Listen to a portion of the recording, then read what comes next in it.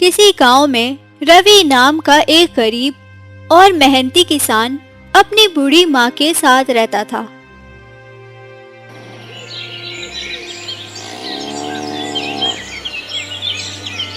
रवि तपती धूप में अपने खेत में फावड़ा चला रहा था, लेकिन उसका खेत बिल्कुल बंजर पड़ा हुआ था। चाहे मैं जितनी मेहनत कर लूं, लेकिन मेरे खेत में कुछ नहीं उगेगा। मेरे हाथों की लकीरों में सिर्फ मेहनत ही लिखी है, धन दौलत नहीं। तभी रवि के पास एक दूसरा किसान सुरेश वहां आ पहुंचा। क्या रवि, तू फिर आ गया खेत में काम करने? क्या करेगा इस बंजर जमीन में मेहनत करके? इसमें कुछ नहीं उगेगा। सुरेश भैया, मेहनत करने वालों की कभी हार नहीं होती। मेहनत का फल देर से ही सही, पर मिलता जरूर है। मेहनत का फल? हा। अरे तुझे कुछ नहीं मिलने वाला, तू तो गरीब का गरीब ही रहेगा। अरे बस करो, जब देखो अपनी शक्ल जैसी बातें करते रहते हो। मुंह अच्छा नहीं है तुम्हारा तो कम से कम बात तो अच्छी कर लो। लेकिन जो भी कहो, मेरा मन कहता है कि एक दिन मैं बहुत अमीर बनूंगा। अरे तेरे जैसे लोग बहुत हैं इस गांव में, जो सपने देखते हैं रातों रात करोड़पति होने के। जो सपने देखते हैं ना, सपने भी उनके ही सच होते हैं। हा। अब तुम जाओ, अपना काम करो और मुझे मेरा काम करने दो। फिर मिलते हैं रात को चाय की दुकान पर। तुझे समझाना तो बेकार है, तू नहीं किसी की सुनने वाला। चल अब मैं जाता हूं।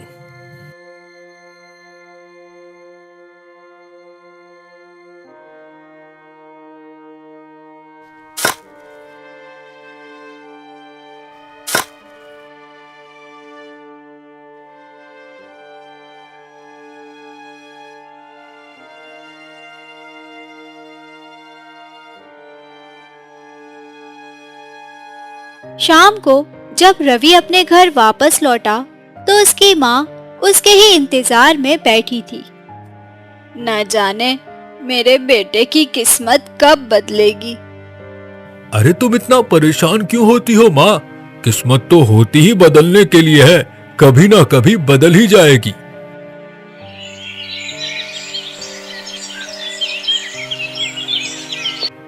अगली सुबह जब रवि खेत में जाने के लिए तैयार होने लगा, तभी उसकी माँ उससे बोली,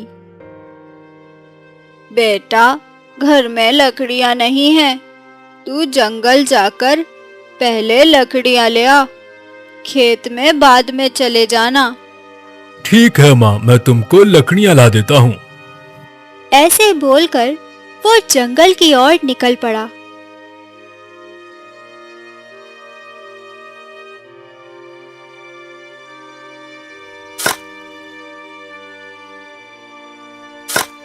रवि ने लकड़ियां काटकर उसका गट्ठर बना दिया था और उसे अपने सर पे रखकर वापस अपने घर की ओर जाने लगा कि तभी तेज बारिश शुरू हो गई। अरे ये क्या हो गया? ये बारिश क्यों हो गई? अगर ये लकड़ियां भीग गईं तो घर का चूल्हा कैसे जलेगा? बारिश से बचने के लिए वो किसी सुरक्षित जगह की तलाश करने लगा। तभी उसकी नजर एक खंडर हवेली पर पड़ी। जब तक बारिश नहीं रुकती, मुझे इस हवेली में रुकना पड़ेगा, वरना मैं भी भीग जाऊंगा और ये लकड़ियां भी भीग जाएंगी। रवि जब उस हवेली के अंदर गया तो उसने देखा कि अंदर से वो हवेली बिल्कुल एक महल जैसी थी। अरे बाहर से तो ये हवेली खंडर जैसी है और अंदर से बिल्कुल महल जैसी है। ये कैसे हो सकता है? तभी रवि के कानों में किसी के बातें करने की आवाजें आने लगी। वो उस कमरे की ओर बढ़ने लगा जहां से उसे वो आवाजें आ रही थीं।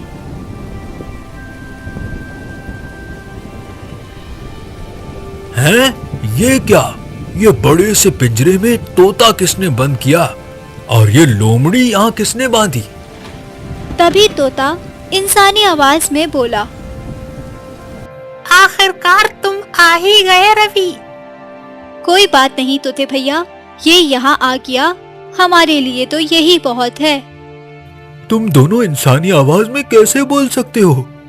ये रहस्य तो हम तुम्हें बाद में बताएंगे, पर इतना जरूर बता सकते हैं कि हम दोनों को एक साधु का वरदान मिला है कि मैं इंसान को सही राह दिखा सकता हूँ, और इस लोमड़ी को यह वरदान है कि ये इंसान को विनाश की राह दिखा सकती है।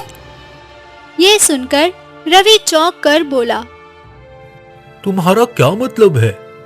अरे इसका मतलब है हम दोनों एक राह भलाई की दिखाते हैं और दूसरी राह हम बर्बादी की दिखाते हैं। अब ये तुम्हारे ऊपर है कि तुम कौन सी राह चुनते हो। तभी तोता रवि से बोला, अब हम दोनों तुमको एक एक रास्ता दिखाते हैं, जो तुम चुनोगे वही तुम्हारी किस्मत होगी। ठीक है, मैं तैयार हूँ। अब तुम दोनों मिलकर मुझे रास्ता दिखाओ। तो तुम्हारे गांव में एक बंजर खेत है जो कि तुम्हारा ही है। उस खेत के पास एक सूखा हुआ कुआं है। उस कुएं के अंदर एक तिजोरी है, लेकिन उस कुएं में बहुत अंधेरा है। तुम्हारी जान को वहाँ खतरा भी हो सकता है, परंतु उस तिजोरी में बहुत सारा सोना है, जिसको पाकर तुम बहुत अमीर हो सकते हो। हजारों साल पहले किसी राजा ने वो सोना वहाँ छुपा दिया था। अब उस सोने का कोई भी मालिक नहीं है, लेकिन तुम थोड़ी मेहनत कर लो तो उसके मालिक बन सकते हो। तोते की बात सुनकर रवि वहां से जाने ही वाला था कि तभी लोमड़ी बोल पड़ी, लेकिन रुको, इससे भी ज्यादा आसान तरीका मैं तुमको बताती हूँ। क्यों तुम इतनी मेहनत करोगे? इससे बेहतर है तुम मुखिया की हवेली पर जाओ। वहाँ एक कक्ष है जहाँ बहुत सारा सोना पड़ा है। उस कक्ष की चाबी मुखिया गेहूं के डब्बे के अंदर छुपा कर रखता है। तुम वहाँ जाकर चोरी कर लो, मेहनत भी नहीं करनी पड़ेगी और अमीर भी हो जाओगे। रवि गहरी सोच में डूबते हुए बोला, मैं अभी यहाँ से जा रहा हूँ, इस बारे में बाद में सोचूंगा। जाने से पहले ये सुन लो कि हम दोनों के बारे में तुमने अगर किसी को बताया तो ये हवेली तुम्हें फिर कभी नहीं दिखेगी। हमारा राज तुम राज ही रखोगे।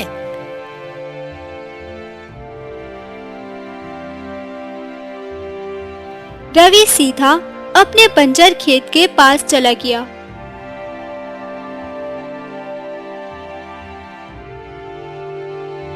और उस सूखे कुएं के अंदर उतर गया और उसे वो तिजोरी मिल गई। रवि उस तिजोरी को लेकर अपने घर की ओर निकल गया।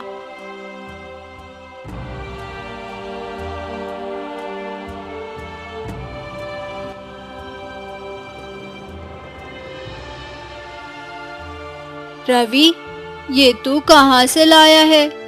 कहीं तूने चोरी या कोई गलत काम तो नहीं किया ना? अरे नहीं माँ, क्या तुमने मुझे ऐसे संस्कार दिए हैं कि मैं चोरी करूँगा? ये तो मेरी किस्मत से मुझे मिला है। मुझे अपने बेटे पर पूरा विश्वास है। मेरा बेटा भूखा तो रह सकता है, लेकिन चोरी नहीं कर सकता।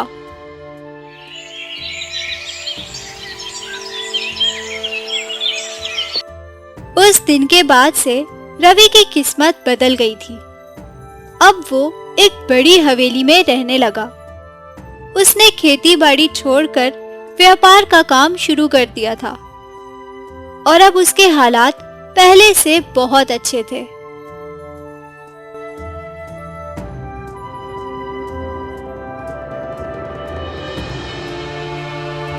कुछ दिनों बाद रवि फिर से उस खंडर हवेली में पहुंच गया।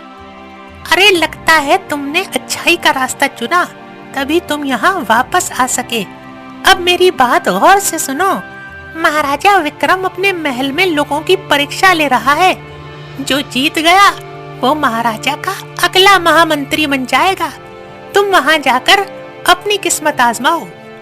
अरे, तुम वहाँ जाकर क्या करोगे? मंत्री बनके क्या उखाड़ लोगे तुम? मेरी बात मानो तो महाराज को ही जान से मार दो और फिर अगले राजा तुम बन जाओ। फिर तो तुम इतने अमीर हो जाओगे कि तुमको कुछ भी करने की जरूरत नहीं होगी। रवि ने तोते की बात मान ली और महल पहुंच गया। वहां और भी बहुत से लोग अपनी किस्मत आजमाने आए थे। तभी महाराज ने कहा, आप सबकी 2 परीक्षा ली जाएंगी। पहली परीक्षा में जो भी राजमहल के शेर को अपने वश में करेगा वो अगला महामंत्री घोषित किया जाएगा, पर उसमें आपकी जान भी जा सकती है। तो जो सबसे बहादुर है सिर्फ वही आगे जाएगा।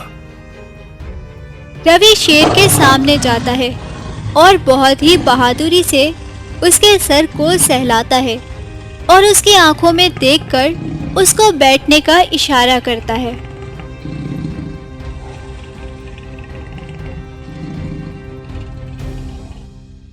बहुत खूब, तुमने कर दिखाया। तुम सच में बहुत बहादुर हो। अब आप सबकी दूसरी परीक्षा का समय है। आपकी दूसरी परीक्षा है कि आपको कांटों के ऊपर चलना है। जो ज्यादा देर तक कांटों पर चलेगा वो इस परीक्षा में सफल हो जाएगा। रास्ते में कांटे बिछा दिए जाते हैं और फिर सभी उन कांटों पर चलने लगते हैं।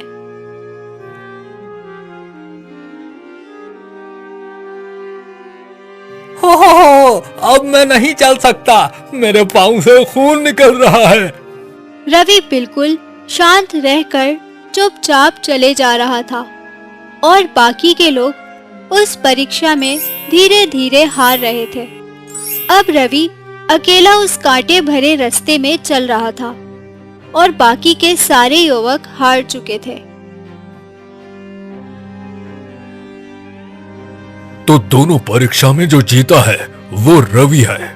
हम उसे राजमहल का अगला महामंत्री घोषित करते हैं। सारे दरबार के लोग गूंज लगाने लगते हैं, महाराज की जय हो। और इस तरह रवि ने दूसरी बार भी अच्छाई और भलाई का रास्ता चुना और अब उसका जीवन पूरी तरह बदल गया था।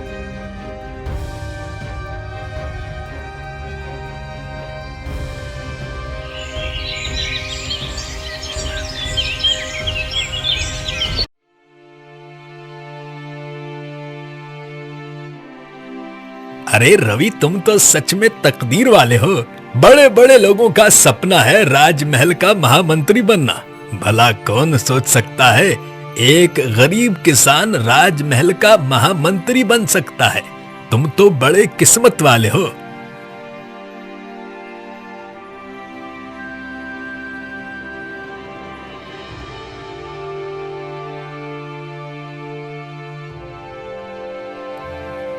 कुछ समय इसी तरह बीतता गया, लेकिन एक रात रवि को फिर से उस तोते और लोमड़ी की याद आई। उसका दिल बेचैन होने लगा और वो उस हवेली पर पहुंच गया।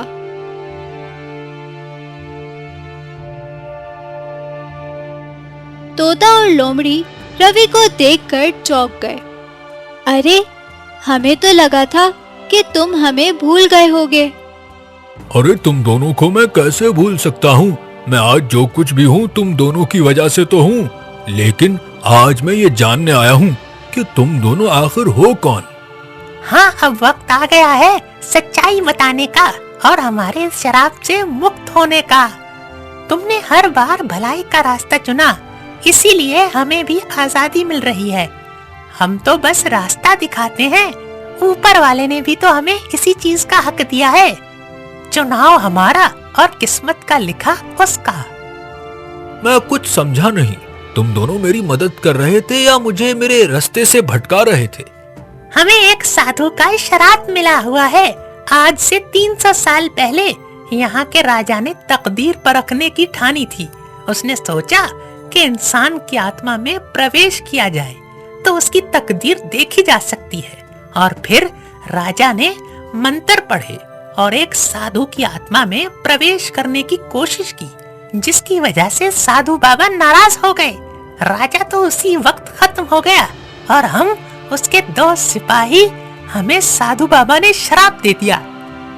और हम दोनों का श्राप कोई ऐसा व्यक्ति ही खत्म कर सकता था जो भलाई के रास्ते पर जाए। और फिर उसी वक्त तोता और लोमड़ी रंग बिरंगी रंगों में बदलकर 2 सिपाहियों के रूप में प्रकट हुए और फिर अचानक गायब हो गए। तकदीर भी वही करती है जैसा इंसान करना चाहता है। जो अच्छा करेगा उसकी तकदीर भी अच्छी होगी, और जो बुरा चाहेगा तकदीर भी उसके साथ बुरा करेगी। एक दिन सरपंच जी रवि के घर आते हैं। प्रणाम माता जी। दरअसल मैं अपनी पत्नी का विवाह आपके पुत्र रवि से करना चाहता हूँ। हमारे लिए बहुत गर्व की बात होगी। हर बाप का यही अरमान होता है, उसकी बेटी का विवाह किसी तकदीर वाले से हो। वाह रे वाह, क्या ही किस्मत है। जो कभी मेरी शक्ल देखना पसंद नहीं करता था, वो आज अपनी बेटी का विवाह मुझसे करना चाहता है। मैं तो सच में तकदीर वाला हूँ। रवि का जीवन अब बिल्कुल बदल चुका था। गांव के वो लोग जो उससे बात तक नहीं करते थे, अब वही लोग उसकी बातें किया करते, क्योंकि उसने मुश्किल और कठिन रास्ता चुनकर अपनी तकदीर बना ली थी।